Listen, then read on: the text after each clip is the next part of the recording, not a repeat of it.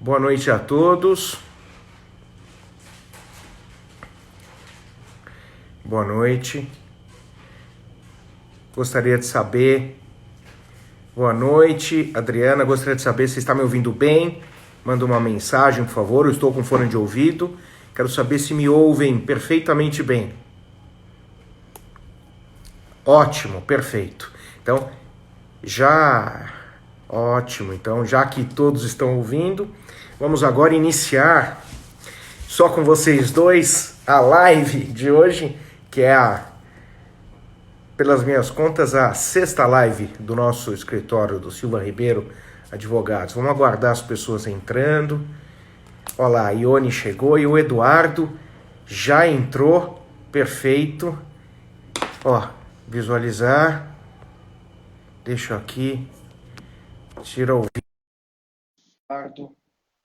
Ver se dá certo. Estou aguardando o Eduardo Lamy. Boa noite. Temos 5. Conectando. Eduardo, como vai? Boa noite, doutor Leonardo, tudo bem?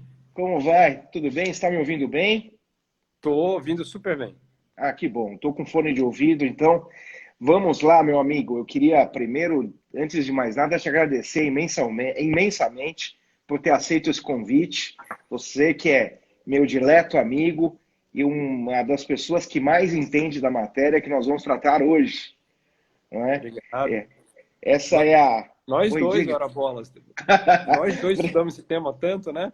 É verdade, nós dois estudamos bastante esse tema, né? Nós estamos, só para você saber, Eduardo, a partir do que aconteceu essa pandemia, home office, eu tomei a iniciativa, nunca tinha feito antes, de começar a fazer uma live semanal, né? Essa é a sexta live do nosso escritório para tratar de um tema muito caro a nós dois, né?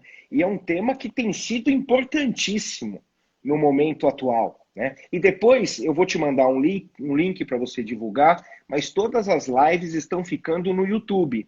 Nós estamos subindo para o YouTube, isso é interessante depois para divulgação, fica lá uma memória para quem quiser ouvir, né? Tudo isso que nós vamos tratar aqui hoje. Você bem sabe, nós temos pouco tempo, nós temos uma hora. Uhum. Eu tô enxergando agora o emblema da tua camiseta, isso, agora Deu sim. certo aqui. Estou só Deu, deu, organizando aqui a imagem. complicado. Ah, outra coisa, me ensinaram uma coisa, um truque para te ajudar, para não receber ligação. Você tem iPhone, não? Tem É iPhone. iPhone? Então, eu pus na luazinha. Quando você coloca a luazinha ali, você não recebe chamada e, ao que parece, Opa, não recebe mensagem. a luazinha a luazinha é essa pessoa, tem um sorrisinho. Lua eu não tô Não, não, vendo. não, não, veja, não é aqui. Não é aqui. Você precisa entrar naqueles aqueles ajustes gerais. Lá tem uma luazinha. Eu Tá, acabei de descobrir isso. Mas, enfim, se tá, acontecer, maravilha. a Bom, gente se vira. Vamos lá. deixa Então, suspense, queria isso. agora que as pessoas estão entrando, eu queria dizer o seguinte: é com imenso prazer que eu recebo o grande amigo Eduardo de Avelar Lamy, que é mestre e doutor pela PUC de São Paulo, a nossa casa de estudo, né, que nós dois ambos fizemos o mestrado e o doutorado, daí que nós nos A gente se conhecemos já conhece. de longa data. E além de mestre e doutor pela PUC A de gente se São conhece há mais de Paulo, 15 anos, né, Léo? Desculpa, vou mas, te chamar, mas, eu vou claro, ser um pouco mais claro, Eduardo, informal. É, tá. Então, lógico, né? Mas o Eduardo, como estava dizendo a quem nos ouve, além de mestre e doutor pela PUC de São Paulo, é pós-doutor pela Universidade Federal do Paraná e é professor da Universidade Federal de Santa Catarina, essa terra feia que você mora, né? Pouco horrível, agradável, horrível, horrível, horrível. que eu, pelo menos, adoro, gosto muito de frequentar, você sabe disso. Então, meu amigo, obrigado por aceitar o convite. Uma Hoje alegria. o tema é tutela provisória, né? Em tempos da Covid-19. Eu já vou ingressar no tema e depois vou abrir a palavra para você fazer uma pequena introdução e depois já entrar na questão. Vamos fazer o seguinte, eu pergunto, vamos fazer um jogral, um bate-bola. Faço uma pergunta para você, você faz uma pergunta para mim. Se a gente divergir, a gente quebra o pau. Se a gente consentir, só dá um ok. Tá bom? Combinado. Se a gente divergir e quebrar o pau, eu prometo que eu não saio da sala. A gente vai até o final. Igual... Não, Fechado. maravilha. Mas vamos lá. Assim, a título de introdução, para quem nos ouve, eu gostaria de dizer... Opa, parece que estou ouvindo aqui de alguém, parece que travou. Travou para vocês? Eu estou Vamos vendo ver. bem aqui. Bem, eu também te vejo bem, mas talvez as pessoas não nos vejam. Tá travado ainda? Espera um pouquinho, que eu acho que travou para eles, Eduardo. Tem dessas Tá. coisas, live. Vamos aguardar um pouquinho para formular uma pergunta. Voltou? Voltou agora, então ótimo. Agora voltou. Então, veja, só fazendo uma rápida introdução, o tema de hoje é tutela provisória.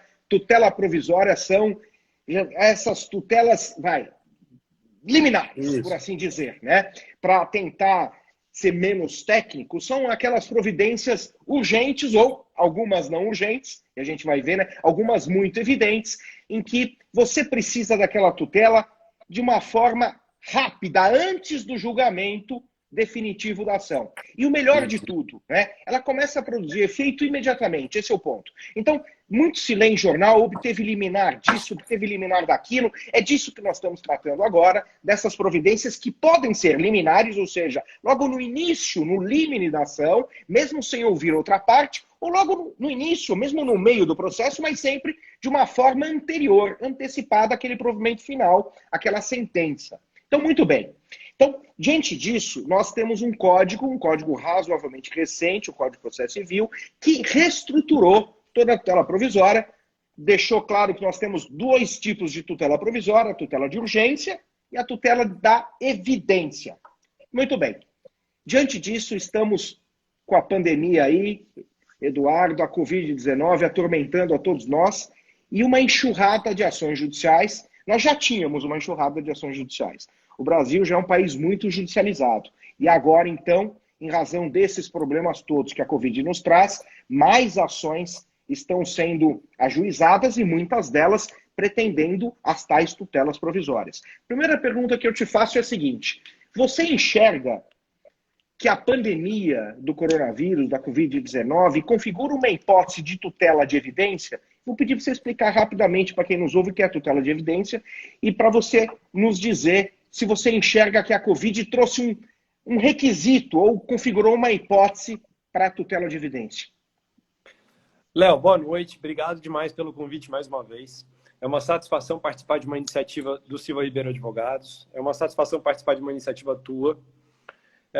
Eu devo avisar já, fazer uma divulgação prévia, que nós, você e a professora Tereza, nossa professora comum, e nossa mãe no processo, praticamente, mas hoje uma amigona que sempre incentiva que a gente tenha várias iniciativas super interessantes, ela concordou que nós fizéssemos um livro sobre tutela provisória em que nós estamos trabalhando exatamente a divergência. A gente não está trabalhando essa ideia de ficar concordando com coisas e estamos trabalhando muitas dúvidas. Eu acho que, dependendo dos temas que a gente for analisar hoje, é muito provável que a gente não tenha respostas para tudo, mas se a gente conseguir, pelo menos, deixar bem claro quais são as dúvidas, quais são as divergências, eu acho que a gente já consegue evoluir bastante.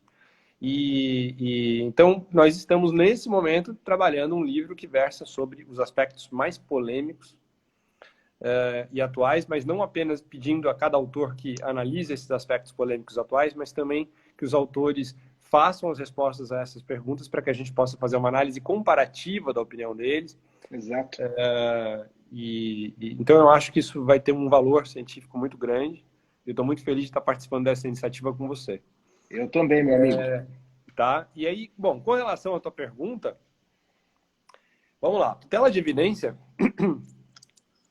é a espécie de tutela provisória definida nas hipóteses em que a probabilidade do direito invocado pela parte é, de acordo com o sistema jurídico, pré-concebida como altíssima. Nessas circunstâncias, você não está definindo essa tutela, como disse o Léo de uma maneira, e ele mesmo falou, que é simplificado, né? Liminar.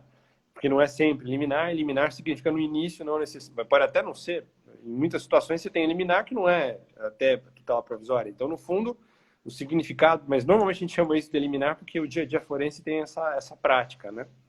A gente tem, no processo, a gente tende a dizer que tudo aquilo que normalmente acontece de uma determinada forma é aquilo porque a nossa experiência é de que normalmente seja aquilo. Mas o que eu quero dizer a vocês é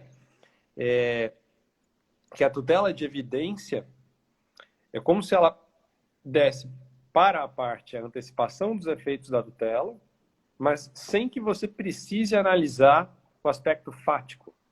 Então, o efeito é uma tutela antecipada, sem que você precise analisar a prova, que é o que está ligado com a ideia do fato sempre. Então, nós, em tutela de urgência, provisória de urgência, temos sempre dois requisitos, um requisito fático e um requisito jurídico, além da irreversibilidade. Vejam, quando nós estamos falando de evidência, nós temos um requisito que é jurídico, a gente não está preocupado em analisar o fato. E as hipóteses em que isso vai acontecer precisam estar previstas na lei, porque senão daqui a pouco os juízes vão dizer sempre que é evidente o direito. E aí você não precisa fundamentar mais nada, porque você precisa ter um controle muito claro a respeito de quais são as hipóteses de evidência. E as hipóteses de evidência estão no artigo 311 do Código de Processo Civil, de 2015.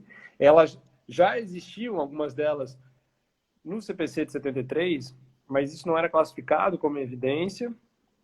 A gente dizia que isso era, na maioria das vezes, antecipação-sanção ou antecipação por conta do comportamento da parte que levou a uma circunstância de controvérsia. Então, em alguns casos, isso era, na verdade, evidência, mas pela postura que a parte tomava, e nós chamávamos isso de antecipação de tutela. E hoje, na verdade, isso não é antecipação de tutela, isso é, na verdade, tutela de evidência.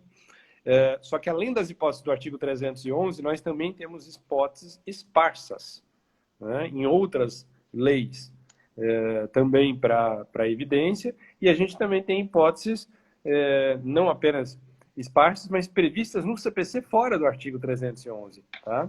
Então, a gente vai encontrar, por exemplo, que tem essa característica, para muitos, a liminar das possessórias, para muitos é a evidência, ou mandado monitório. Tá? Então, você vai encontrar uma série de decisões dentro do processo que, no fundo, a gente vai classificar. Você não está preocupado tanto em fazer a prova que, no caso concreto, vai poder ser definido ou não de acordo com a intensidade da urgência. Que isso que é a essência da tutela urgente. Né? Você vai analisar a situação jurídica daquela circunstância, se ela está de acordo com aquela norma, porque é para aquilo que o código prevê. Tá? Então, você vai ter situação de evidências, você tem, por exemplo, lá no 927, circunstância de súmula vinculante, você tem, por exemplo, especial, repetitivo, e assim por diante. Então, você tem uma série de disposições do 927 que você pode aplicar, no caso, como tutela de evidência. Ou ainda, contrato de depósito. Você tem uma hipótese de contrato de depósito, a pessoa deixou a coisa depositada e ela não foi devolvida, né? Então, isso antigamente gerava uma ação de depósito. Hoje gera uma liminar de evidência. Tá? Então, vejam que são situações específicas previstas em lei. Por que isso? Para você controlar o juiz e, consequentemente, fazer com que não possa haver um ativismo judicial no sentido de agora, não, pera um pouquinho, esse direito aqui é um direito prioritário, eu, juiz, acho que esse direito é prioritário, essa circunstância jurídica é prioritária, então, para mim, isso é evidência e eu vou ficar dando essa liminar aqui mesmo sem a urgência fática comprovada. E aí a tua pergunta, pelo que eu entendi, é a seguinte. Muito bem, existem essas hipóteses que você mencionou que são tutela de evidência. Isso é tutela de evidência. A tutela de evidência está sendo afetada ou a tutela de evidência possibilita, o Covid gera evidência? Né? Isso, essa é a pergunta. Exato, essa é a pergunta. E eu diria o seguinte, não. O Covid não gera evidência porque todas as vezes que você trabalha com evidência, você tem que ter previsão legal.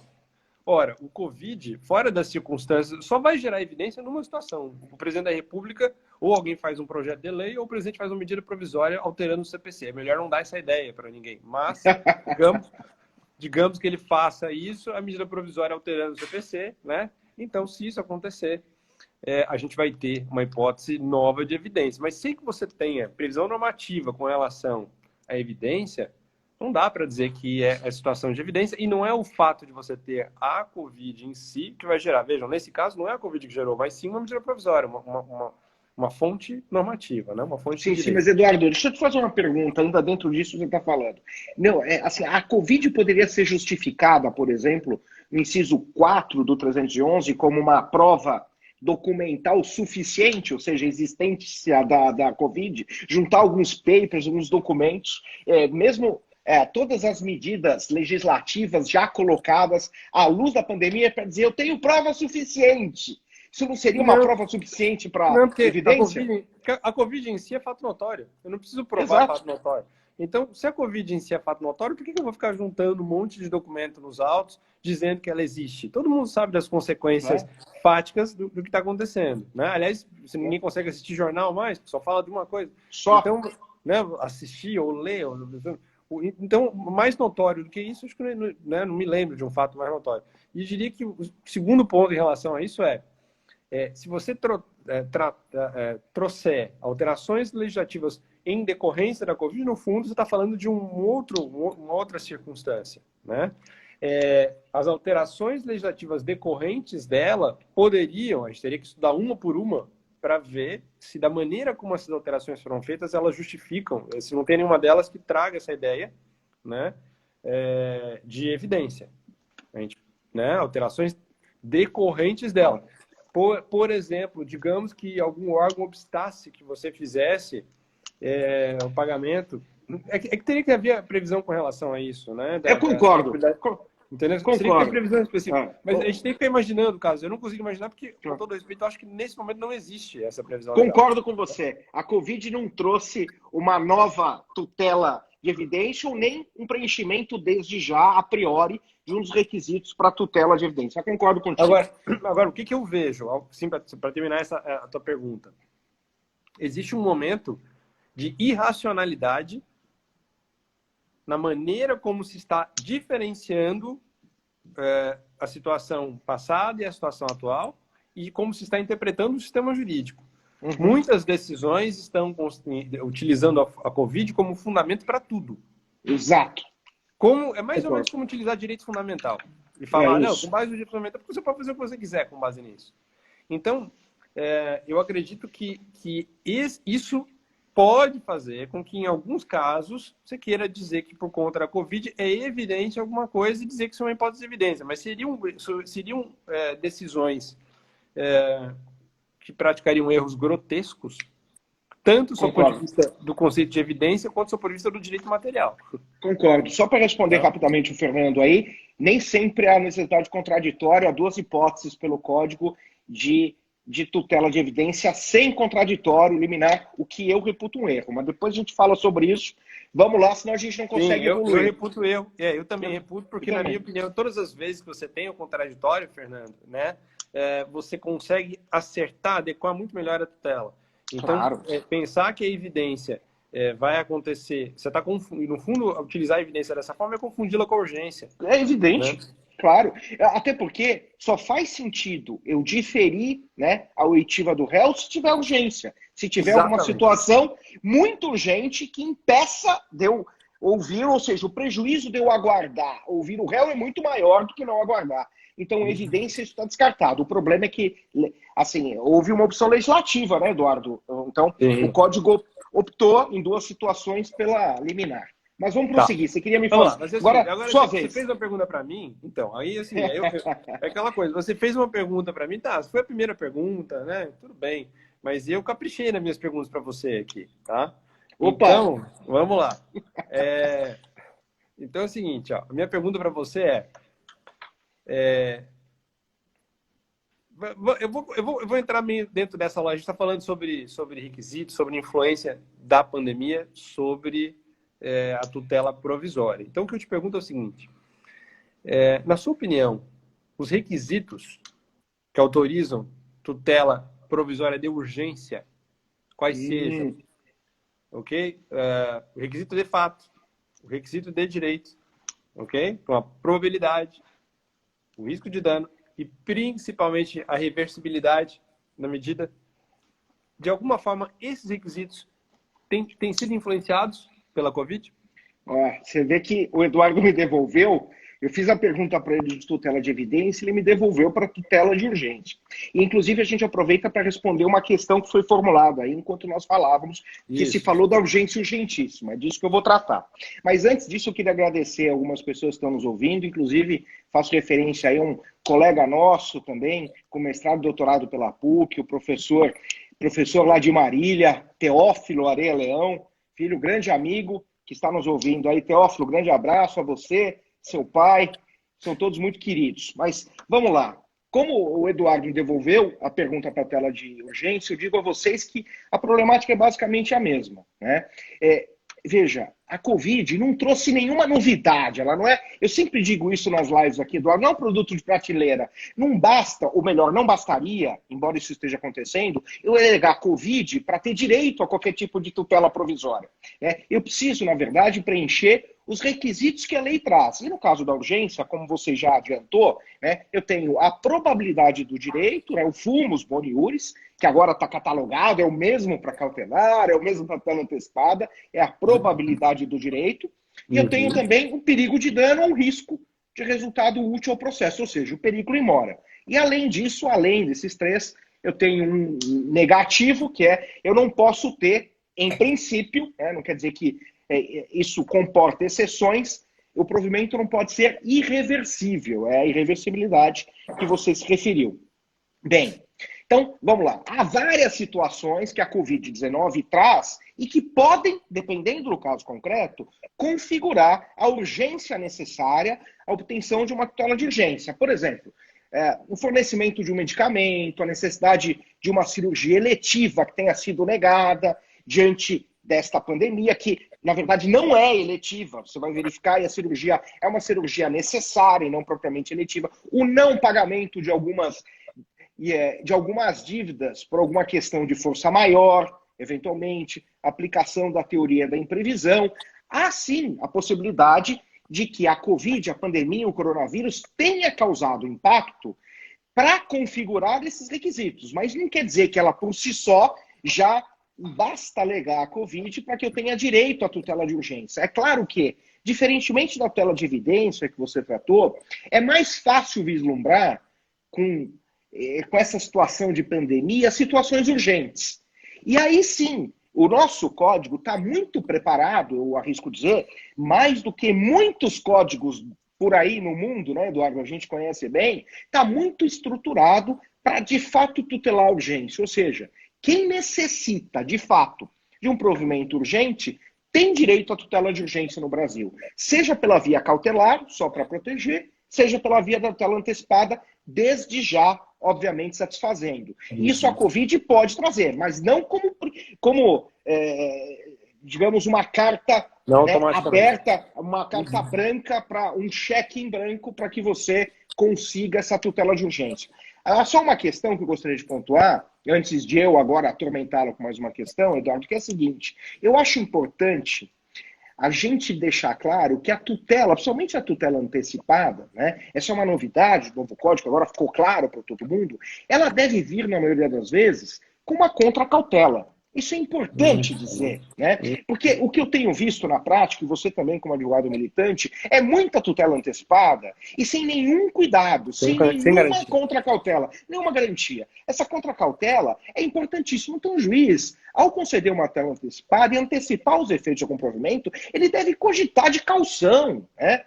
Ele deve, em princípio, fazer esse exercício. Se é possível, a prestação de caução deve, sem dúvida nenhuma, ter a contracautela. O que eu penso, o que me parece é que, na prática, isso é muito descuidado, né? Nós conseguimos muitas tutelas provisórias sem a necessária contracautela. Pior que isso, sem a necessária avaliação do juiz da necessidade ou não da contracautela, o que me parece muito perigoso.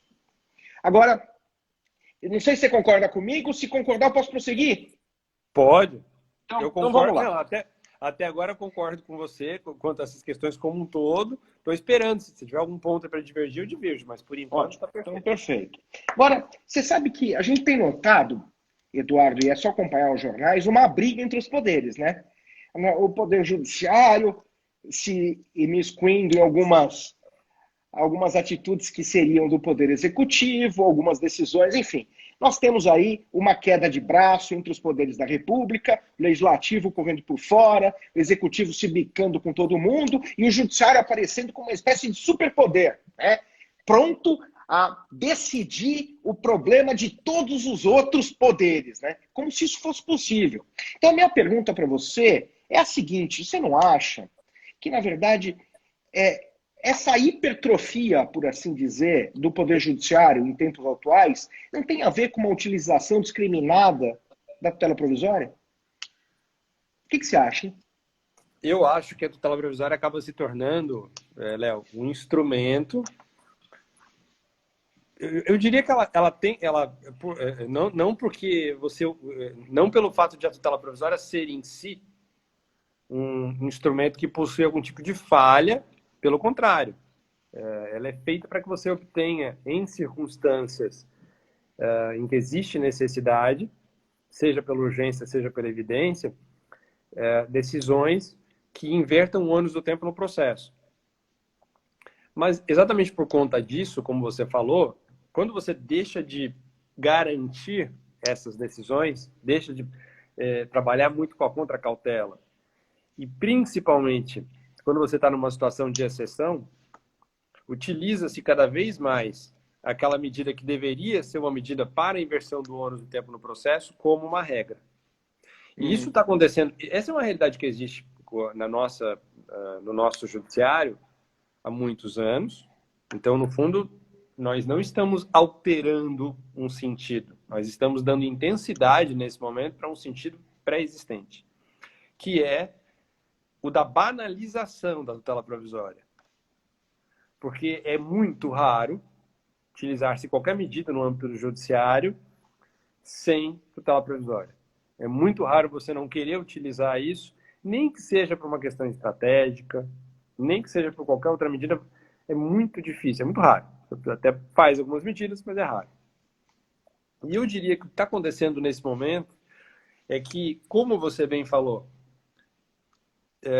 ainda que eu não confunda a Covid com urgência, as pessoas relacionam o Covid com urgência, né? O César fez a pergunta aqui: caros professores, a iminência de lockdown pode ser utilizada como urgência urgentíssima, né?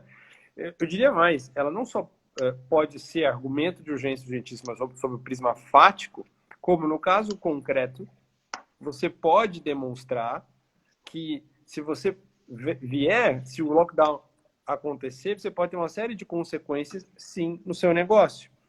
Alguns estados, como, por exemplo, o meu estado aqui em Santa Catarina, o lockdown aconteceu, foi o primeiro estado a fechar tudo. E o que aconteceu por conta disso? Nós reabrimos tudo. E nesse momento, o que está todo mundo imaginando é se a gente vai fechar tudo de novo. Então, quando você fala na ideia da iminência do lockdown, sim, isso tem sido utilizado com frequência para que a gente faça a discussão em tutela provisória. Mas, vejam, na verdade, nesse caso, a iminência do lockdown, veja, é um ato do príncipe, né? Um fato do príncipe da administração pública, é uma decisão da administração pública por conta da pandemia, e ainda assim é uma decisão de administração pública que existe dentro de um contexto estadual, ou em algumas situações de um contexto municipal, né? E o que eu diria com relação especificamente à tua pergunta é que sim, por meio de medidas de tutela provisória, você tem várias decisões do Poder Judiciário, tanto no âmbito federal quanto no âmbito estadual, inclusive do Supremo Tribunal Federal, em muitas circunstâncias, que estão assumindo papéis que deveriam ser papéis do Poder Executivo. Os papéis do Poder Executivo é que deveriam determinar o lockdown. Em vários estados brasileiros, o lockdown foi determinado pelo Judiciário. Não foi determinado pelo Executivo. Primeiro ponto. O segundo ponto é, em vários estados, vamos pegar o caso de Brasília. Recentemente, a juíza que determinou uma série de medidas de controle sanitário em Brasília, determinou também que fosse feita uma reunião no Palácio do Governo do Distrito Federal. E chegando no Palácio do Governo do Distrito Federal, a juíza diz, não, olha, quem manda na justiça aqui na reunião sou eu, né? E o governador do DF, não, pera um pouquinho. Tudo bem que a senhora determinou, mas aqui, quem vai liderar a reunião sou eu, né? Absurdo, né? Sim, mas então, no fundo, essa postura se deve muito a uma tendência que já existia de hipertrofia do judiciário, o próprio Mirjan Damasca, naquele livro dele clássico, Faces da Justiça e Autoridade do Estado. Fala muito sobre essa hipertrofia, então é um fenômeno que existe desde a década de 70, a década de 80, já é reconhecido, mas nesse momento, em alguns países em que ele chama isso de judiciário hierárquico, né, em que a figura paterna de limitação, a figura paterna é meio que a figura de dizer até onde você pode ir, o que você pode fazer, o que você não pode fazer, ela é muito identificada com o poder judiciário.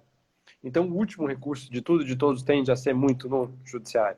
E a consequência disso é que as pessoas começaram a discutir todo tipo de problema cada vez mais complexo sempre no judiciário. E é por isso que o Brasil é um dos países que mais tem estudado o chamado processo estrutural, porque as questões de política pública terminam lá, terminam no judiciário. E a gente, no processo estrutural, está estudando a ideia de que o judiciário tem que parar de ficar decidindo o mérito das questões que são complexas. Porque quando envolve muito mais do que o julgamento de mérito, o processo estrutural envolve todo tipo de questão mais complexa. Medicamentos, por exemplo. Se eu der medicamento para todo mundo a respeito com relação a determinado medicamento, não vai ter dinheiro para mais nada. Então, são questões complexas em que você tem que fazer com que o executivo, o judiciário, o legislativo, todas as autoridades participem juntas das soluções, mediem as soluções. E aí o que acontece? A tutela provisória serviu até agora há pouco, inclusive eu orientei uma tese de doutorado no final do ano passado, que é exatamente sobre isso, utilização da tutela provisória para mediação nos conflitos complexos em processo estrutural. E, neste momento, nós não temos um processo estrutural cooperativo. O que está acontecendo no meio da Covid é um processo supostamente estrutural autoritário. Porque Concordo. A gente está tendo um judiciário que, por meio da tutela provisória, quer dizer, no fundo, a gente tem muita coisa que eu considero interessante que está acontecendo nesse momento, mas também tem muita coisa negativa. E esse é um dos pontos perigosos, porque a gente tem que tomar cuidado para que essa herança autoritária não permaneça depois da pandemia. Perfeitamente de acordo. É justamente por isso que te fiz essa pergunta e compartilho da sua opinião integralmente. Também acho que o Poder Judiciário, mercê da tutela provisória, ou usando esse instrumento, que é um instrumento para o bem, né, do processo e do cidadão, para poder tutelar o direito quando necessário, na medida do necessário, está sendo um pouco superutilizado, infelizmente. Mas vamos lá. Vou dar só um último exemplo, tá? Claro. Poder geral de cautela para revogar o próprio bacen juros deferido nos autos em execução. Já aconteceu em 2 casos nossos que a gente atua aqui, né? Inclusive com outros estados também, né? O cidadão defere o bacen, não, agora com a Covid eu vou bacen. Agora não está fazendo. Agora não pode executar. Sem pedido da parte. Poder geral de cautela. Pois é. Eu tenho alguns processos aqui que o juiz, uma execução, fala, agora não é momento de executar ninguém, de ofício. Né? Agora não é momento de executar ninguém, por causa da Covid, da pandemia. Então nenhum ato executivo vai ser cometido. Isso não faz muito sentido, né? Absurdo. Mas vamos lá. Absurdo. Vamos prosseguir. Agora é a sua vez de me fazer pergunta, Eduardo. Vamos lá. Ok, vamos lá. O que eu vejo aqui que é interessante, tá? E que eu penso que vale a pena a gente conversar hoje. Nós temos um criativo formato de pedido previsto na legislação, que é a tutela antecipada antecedente, lá no 304. E a tutela antecipada antecedente, especialmente a tutela antecipada antecedente que pode se estabilizar, é um tema ainda muito difícil, ainda muito árido. E eu diria que neste momento nós temos tido muitas decisões utilizando a tutela antecipada antecedente. Algo que nós não tínhamos tanto assim até o início da pandemia. Então, esse momento da pandemia tem sido um momento propício para a utilização da tutela antecipada antecedente. Então, primeiro, eu pergunto a você concorda com isso? E segundo, se você concordar com isso, e eu acho que é o ponto mais importante, você acredita que esse amadurecimento sobre a utilização da tutela antecipada antecedente vai ficar? Nós vamos amadurecer a utilização e a importância dela e a forma de utilização da tutela antecipada antecedente? E aí eu vou te fazer um último ponto que eu acho que é importante para a gente pensar. No projeto do CPC de 2015, lá atrás, A tutela antecipada antecedente ela tinha um dos artigos na tutela antecipada antecedente tinha previsão da chamada tutela sumária, em que você deferia a medida e você sabia que ela era sumária no sentido de que ela seria feita também para situações de irreversibilidade, em que você tem que definir a medida, você sabe que ela vai ser irreversível, como muitas das decisões que têm sido dadas agora, proferidas, mas pelo menos você tem uma previsão no ordenamento para que, nessas circunstâncias, você tome todos os cuidados para tomar a melhor decisão possível. Né? Então, o que eu te pergunto é isso. Você acha que esses precedentes vão existir? Na verdade, isso está realmente firmando um precedente para o futuro ou isso vai ficar circunscrito à época da Covid-19? Bem, essa é uma pergunta muito interessante, né? Primeiro, só explicar para quem nos ouve rapidamente que figura é essa, né? Essa tutela antecipada antecedente. A lógica que começa no 303, está no 303, no 304, é a seguinte. Quando eu tenho uma urgência, esse é o termo da lei, uma urgência contemporânea para a postura da ação, que já é complicada a redação, né? Ou seja, quando eu tenho uma urgência urgentíssima naquele momento, eu entro com uma petição só pedindo a tutela antecipada. Eu não preciso formular o pedido principal. Eu só formulo o pedido de tutela antecipada. Bem, e o juiz avalia e defere ou não esse pedido de tutela antecipada. Para depois o autor aditar com pedido e tal. E aí tem uma série de discussões, a gente bem sabe, eu não quero atormentar quem nos ouve a respeito das consequências disso. Né? A inação do réu tem que consequência? Né? Ele precisa recorrer, se não recorrer, estabiliza, não estabiliza, ele pode contestar. Bem, não é o caso. A pergunta vai para outro viés. A pergunta que você me faz é a seguinte. Primeiro, se eu concordo que tem sido, que a tutela antecipada antecedente, ao contrário de antes, tem sido muito utilizada agora, mercê da Covid-19. Sim. Vou dizer para você o seguinte, eu, assim como você, Eduardo, tenho tido a oportunidade de dar muitas aulas e palestras sobre esse tema, tutela provisória. Inclusive, aqui em São Paulo, eu tive a oportunidade, por mais de uma vez, de ir na EPM, Escola Paulista de Magistratura, para tratar deste tema e sentir, na condição de professor, né, que os juízes, de fato, fugiam da aplicação da tutela antecipada antecedente. Por quê? Porque a redação, de fato, do código não está boa, está confusa. E a doutrina, né, se debate em inúmeras discussões. Então, nós não temos consenso sobre quase nada a respeito da tutela antecipada antecedente. Em razão disso, os juízes preferiam não atacá-la, dizendo o seguinte, eles olhavam e se, de fato, o caso não fosse uma urgência agônica, essa urgência urgentíssima, eles iam falar, isso aqui não precisa ser uma tutela antecipada antecedente. Então, você formula o pedido e eu vou avaliar a sua tutela antecipada. Então, se fugia do problema. Então, os advogados passaram a pouco formular, porque não entendiam como é que funciona, e os juízes também, em certa medida, olhavam com algum critério para dizer, será que isso precisa ser mesmo antecedente? Né? Ninguém queria pôr a mão na cumbuca. Bem, agora, diante da Covid-19 e coronavírus, de fato, houve alguma utilização, se não exagerada, mas alguma utilização que antes não havia, né? Desse instrumento, que é um bom instrumento, foi pensado para o bem. Embora, quero deixar claro, a redação do código não ajude e seja muito confusa para alguns aspectos. Então, primeiro ponto, sim, eu tenho visto uma utilização muito maior do que antes da tutela antecipada antecedente. Né?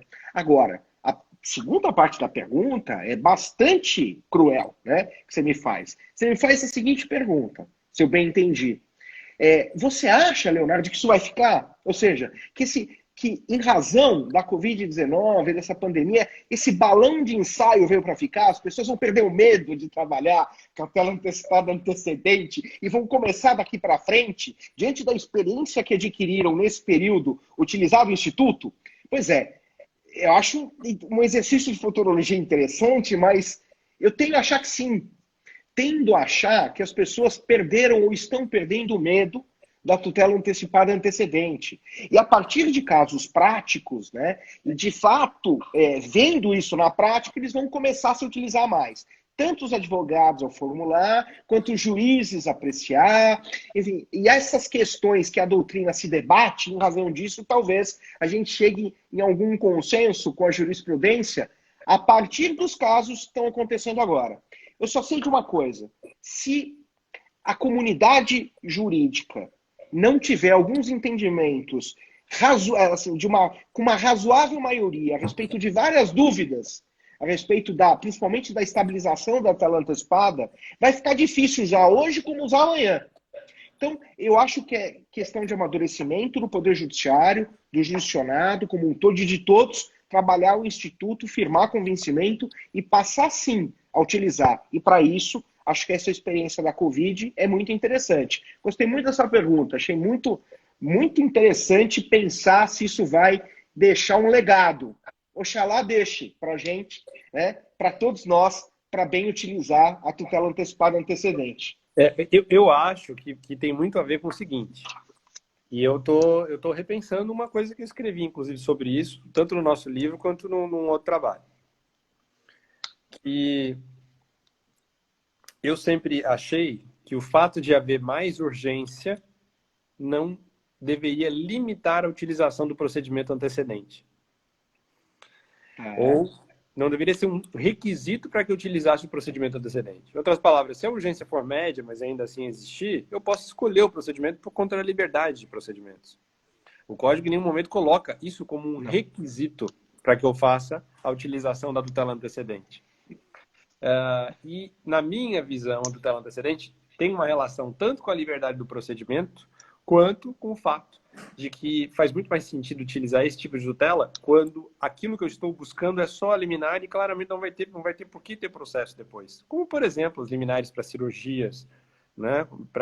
Quer dizer, uma vez que eu obtenho o bem da vida, o resto do processo, só se for pensar numa indenização, quer dizer, para isso me parecia muito mais a roupagem. Só que no caso do Covid, o que está acontecendo, e eu acho que é isso, né, dentro do que você falou, é que as pessoas estão sentindo, eu acho que existe sim essa questão de essa ser a decisão do processo, mas também existe uma questão de urgência, ou pelo menos de reflexo da Covid que provoca uma urgência no caso concreto. Né? Ou seja, você está repensando para achar que é de fato um requisito a urgência urgentíssima. Na verdade, eu não sei se é um requisito legal, mas é uma detecção, né? Eu estou detectando que essa realidade está fazendo com que o instrumento seja utilizado. E nós utilizamos, a gente pensa no processo tanto no dever ser quanto no ser. Ou seja, aquilo que provoca a utilização do instituto, a gente não pode se negar a essa realidade. Mas veja, a gente, para ajudar esse raciocínio, Eduardo, pode usar o caput 303, que fala urgência contemporânea propositora da ação, né? Que dá a entender que aquela urgência naquele momento, né, surgiu, ou seja, eu preciso entrar com a ação agora, veio a urgência, eu não tenho tempo, por assim dizer, né, para formular o pedido. Mas se eu propuser uma ação, mas quando eu peço dentro da inicial, eu também não é uma urgência contemporânea? Claro que é. O termo está errado, mas o que eu acho que ele quis dizer, urgência contemporânea, o legislador, e o legislador somos todos nós, né, que mexemos no código, a comunidade jurídica inteira, né? Eu nunca vi um filho com tantos pais, né? Alguns nominados, outros não, um se achando mais pai do que outro. Mas o fato é que, né, muita gente mexeu no código e a redação ficou ruim. A verdade é essa. Todos nós temos que reconhecer. Mas eu acho que a lógica, ou pelo menos a ideia foi a seguinte: eu tenho uma urgência urgentíssima, que é uma urgência agônica. Porque, veja, até o código entrar em vigor, nós tínhamos a mesma urgência, a gente sempre formulava o pedido principal. Exato. Né? Então, agora, deixar isso a critério, uma escolha da parte, né, do autor, o autor é que opta por isso, na verdade, a questão da estabilização está numa opção do réu, né? Não do autor. Mas isso é muito técnico, a gente vai atormentar todo mundo, é só para a gente pensar. Só vou chegar no... Não, perfeito. O único problema é o seguinte: se a gente começar a dizer que é requisito, que essa urgência maior é requisito, a gente vai chegar no risco da medida ser indeferida por conta disso. Exatamente. Né? O que é o pior dos mundos. Exato. O que é o pior dos mundos. Aí o juiz precisa aplicar fungibilidade, né? Cá entre nós. Mas, vamos lá. Enfim. Você me fez a pergunta, agora eu vou devolver uma. Até porque daqui a pouco a gente precisa encerrar. Não, vamos embora. Vamos lá. Tem mais um tempinho, a gente tem aí uns 15 minutos, porque depois o Instagram nos derruba. Mas veja, eu tenho uma questão para te fazer que é a seguinte. Em tempos de pandemia, você consegue uma tutela provisória. Como cumpre? Deixa eu exemplificar. Veja, eu tratei disso um pouco com a Fernanda Galucci, que está aqui nos ouvindo, quando ela trouxe numa live muito bacana sobre as questões de direito de família. É uma ex-aluna minha que hoje advoga, quer dizer, já advogava desde sempre só na área de direito de família, né? Depois fez o mestrado pela PUC, e eu a trouxe para conversar comigo um pouquinho sobre as questões de direito de família que tem afligido todo mundo. E ela fez ela falou que não se atreveria a conversar comigo sobre essa questão, que era muito processual. Por isso que eu vou jogar para você, Eduardo. Veja, eu consigo uma tutela provisória, né? Eu preciso ou citar o indivíduo ou preciso intimar. Bem, a citação para o oficial de justiça, quer dizer, para o correio está demorando, para o oficial de justiça está praticamente inviável em vários locais. Como é que eu faço para comunicar? Né? Como é que eu faço para que a outra parte tenha ciência dessa tutela provisória? Porque quando é algo que eu posso fazer, ou seja, eu consigo uma tutela provisória, que é algo que depende só de mim, eu pego a decisão judicial e começo a cumprir, tá certo? Agora, e quando depende do outro? Quando depende do réu? Quando o réu precisa cumprir essa decisão, como é que eu faço para cientificá-lo? Baita pergunta, e nesse momento está todo mundo precisando se virar para fazer, né? Exato. Então, primeiro, você precisa ficar muito atento a quem é o advogado da parte contrária, quem é a parte contrária, a circunstância dela, qual a relação do teu cliente com a parte contrária. E você precisa saber também se o advogado da parte contrária já está nos autos, e principalmente se ele tem poderes para receber citação na hipótese de você querer fazer a citação na pessoa dele. Ok? A maioria dos advogados não tem poder para receber citação. Então, vamos lá. Vamos lá. Se você precisar fazer a citação, quem pode fazer a citação hoje, inclusive por meio eletrônico, e a gente, por conta da Covid, tem tido correio muito lento, então os atos ficaram muito lentos e as decisões, são várias decisões já, que estão considerando válidas as citações feitas por uma parte a outra, ok? Exato. Especialmente aquelas citações que são feitas por meio de comunicação instantânea, WhatsApp principalmente. Então, se você tem a cópia você consegue comprovar que aquele é o celular da parte. Você consegue comprovar que aquele é o celular do administrador, por exemplo, da pessoa jurídica que está no polo passivo. Você consegue comprovar que a pessoa recebeu a mensagem. Muitas vezes ela, inclusive, recebe a mensagem e vem algum xingamento logo depois, tá? Então você consegue comprovar isso. Você consegue mandar a decisão para a pessoa. Nós temos alguns casos já no sentido de que essa citação é válida. E o mais importante é que você pode levar isso nos autos, trazer, e a parte contrária a probabilidade dela vir é muito grande. Nós tivemos no escritório um caso em que a gente conseguiu fazer citação exatamente assim. A gente fez a comunicação, a parte fez para a parte, e eles não pagaram para ver, eles vieram nos autos e se defenderam, né? Uhum. Então, tanto agravaram da liminar que tinha, quanto contestaram. Tá? Então, nessa situação, foi muito importante essa postura. Agora, em alguns casos, você não precisa ir à parte. Né? Por exemplo, se você precisar intimar o advogado já tem procuração nos autos, você faz essa intimação lá pelo 270 pelo advogado. Sim. Ok? Então, você pode fazer, inclusive, por meio eletrônico, hoje. Outra coisa importante que você pode e deve fazer é que você tem que ficar atento. Ok, o advogado não tem poderes para receber a intimação, ele não precisa ter poderes para receber a intimação, ok? Então, quanto a isso, você não precisa. Mas o que você deve ficar atento é que, às vezes... Olha a pergunta, Eduardo, você vai precisar de ata notarial. Hã? Tá vendo? Você vai precisar de ata notarial.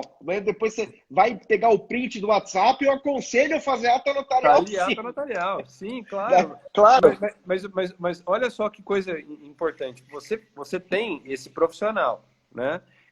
Você sabe que ele é o jurídico da empresa, tá? Você pode fazer a citação dele? Não pode. Ele não tem poderes para receber a citação pela empresa, tá? Mas você sabe que ele vai ser o jurídico da empresa. Você, advogado, você pode mandar para a parte? Não, é antiético, não pode fazer isso. Mas o que você pode fazer? Você pode encaminhar para o jurídico da empresa uma liminar? Claro. E dizer para ele que você o está intimando se ele ainda não tem procuração nos autos? Não, você não pode fazer. Porque não tem procuração nos autos. Tá, mas você pode dar conhecimento. Exato. Então, o que você faz? Você intima o advogado para que ele tome ciência disso e fale, olha, eu estou fazendo isso por uma questão de cooperação para que vocês venham cumprir a liminar ou tomar as medidas no âmbito dos autos, que para você vai resultado da mesma coisa, Claro. De defesa. Mas veja, eu estou dúvida. comprovando que ele tem ciência, né? E na maioria das vezes, as pessoas não ficam tentando se defender depois, não fazem nada, não vamos fazer nada, não vamos gravar, não vamos recolher, não vamos fazer nada, não vamos cumprir a liminar, vamos esperar. Na maioria das vezes, não é isso que acontece. Então, Exato. durante a pandemia, todas as vezes que aconteceu de a gente saber quem é o jurídico, ter consciência, né? Entrar numa discussão com a pessoa no WhatsApp, mostrar a decisão e pedir para eles cooperarem nesse sentido, a parte acaba vindo, se dando por intimada, Olha, se dando por citada. Eduardo, olha o que a urgência faz. Nós estamos discutindo a possibilidade aqui de citação, intimação via WhatsApp. Sim, mas veja, eu estou falando que ela provoca, né? Não é a citação, exatamente. Não Exato. Veja, ela provoca essa circunstância. Ela provoca a citação, mas é claro que a gente precisa fazer a citação da forma formal. Mas eu concordo com você que diante de uma urgência urgentíssima em tempos atuais em que não se consegue formalizar a citação, nós precisamos nos utilizar de todos os meios possíveis para dar conhecimento à parte. Veja, o melhor dos mundos é o que você fala. Se você cientifica a parte por WhatsApp e ela aparece com o advogado constituído, está resolvido o problema, supriu. Isso. O problema é se não aparecer, porque a gente vai discutir a validade ou não daquela comunicação daqui para frente, né? Muito provavelmente quando os ânimos já estiverem acalmados. E aí, né? Então, essa é uma questão super complicada. É verdade, mas é muito interessante quando a parte manda para outra parte. Porque aí eu também acho. É absolutamente válida, né? Porque você consegue comprovar que é o celular, você consegue comprovar que foi a pessoa que falou, porque tá claro, né? Ela mesma, na maioria das vezes, a pessoa não fica, ela não tem coragem de ter o sangue frio de não falar nada, entendeu? Ela responde, né? Como assim? Pior que é verdade. Como assim, desgraçado, né? Mas agora, isso é até mais fácil, eu concordo com o fato de pessoa jurídica, né?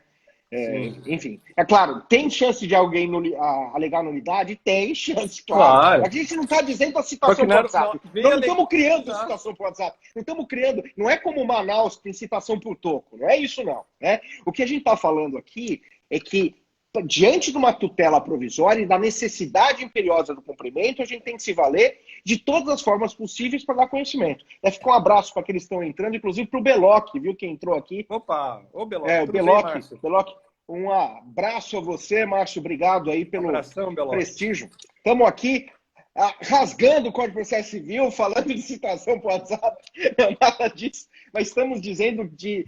Enfim, e aí eu concordo com você, Lani, eu estou brincando aqui, porque isso deve ser divertido na medida do possível, né? Mas eu concordo, eu acho que diante dessas situações essa situação excepcional, ela impõe medidas excepcionais, essa é uma delas. A gente precisaria, parte com parte, pode dar conhecimento por todos os meios que a gente encontrar, inclusive por WhatsApp, e advogados entre advogados, com certeza. Né? Se já tiver constituído, muito mais fácil. 270, concordo com você, vamos intimar por via eletrônica.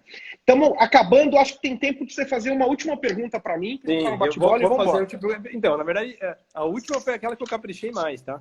Eita! Então, a gente não vai ter muito tempo, mas você se vira nos 7 aí, não é nos 30, mas é nos 7 minutos. Vamos lá. Tá? Então é o seguinte, como é que você procederia, essa é a minha pergunta, tá? Por meio de uma medida judicial,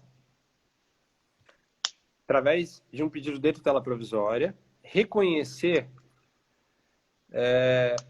o fato do príncipe, e aí eu vou colocar uma circunstância que eu já tive estudando aqui recentemente, que é a seguinte: o artigo 486 da CLT fala numa circunstância em que você fazendo uma demissão, na hipótese de a demissão decorrer diretamente de um fato do príncipe, de uma medida da administração pública, e eu consigo demonstrar que eu não consigo abrir o meu negócio por conta de uma decisão da administração pública.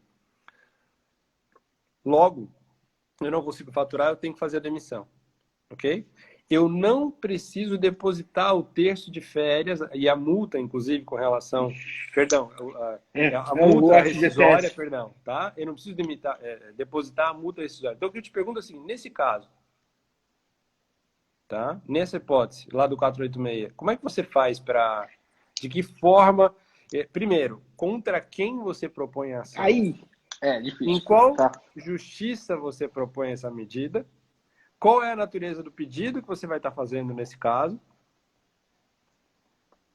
Ok? E, consequentemente, qual é o pedido de tutela provisória para resolver essa situação? Porque isso está acontecendo todo dia, mano. Não, pergunta fácil, né? Para eu resolver em 6 minutos. Pergunta Tá super bom? fácil. Vamos lá. Vamos lá. Bem, Eduardo, essa é uma questão que eu já tinha pensado, já tinha até conversado numa live que eu tratei de questões trabalhistas, mas falei do problema em tese, não falei da solução processual, que é o que você me pergunta, né? De fato, a CLT tem essa previsão do fato do príncipe, e ela impõe mesmo ao príncipe, né, aquele responsável pela medida que impede a continuidade da atividade empresária, o ônus disso, inclusive o pagamento da multa da FGTS. Bem, agora, como fazer isso em termos processuais? A pergunta é dificílima, pelo seguinte, a parte mais fraca aqui é o empregado, e a CLT, ela até dá uma... Se você for ler os parágrafos do 486, ela até dá uma dica, mas ela dá uma dica na posição do reclamado ou da reclamada, a empresa que não pagou, está na posição de ré, ou seja, o empregado ajuiza uma reclamação trabalhista. Aí você, em sede de defesa, alega o fato do príncipe e chama, por exemplo, no caso do FGTS, a União, né? O príncipe que cometeu lá o fato, enfim, olha, ou o Estado dizendo a culpa é dele, né? Aí fica mais fácil. Agora, a pergunta que você me fez é muito pior.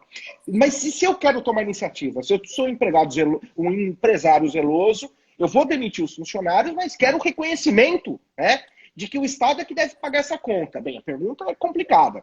Eu acho que, em princípio, a competência depende do ente federativo, mas havendo tributo ou fato do príncipe sendo da União, atrai a competência da Justiça Federal.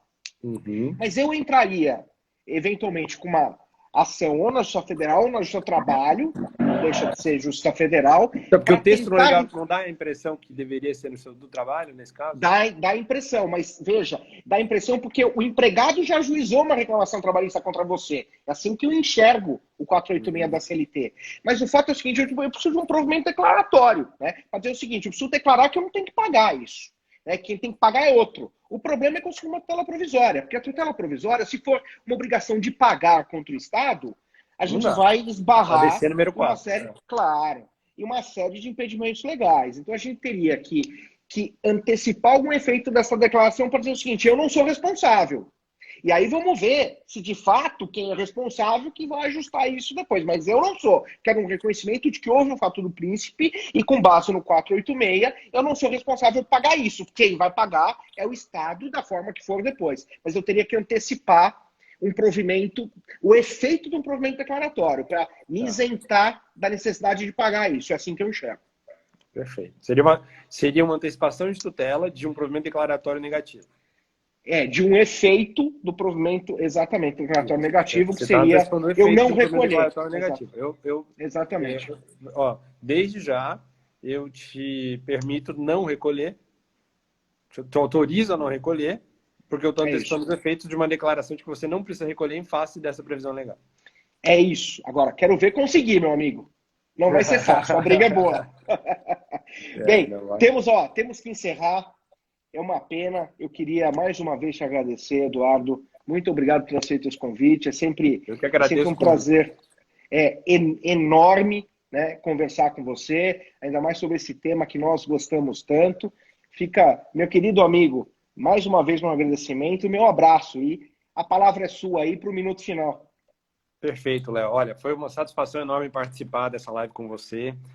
Eu esteja certo que todo convite que você fizer, eu vou sempre estar junto em todos os seus projetos, assim como eu sei que você vai estar nos meus.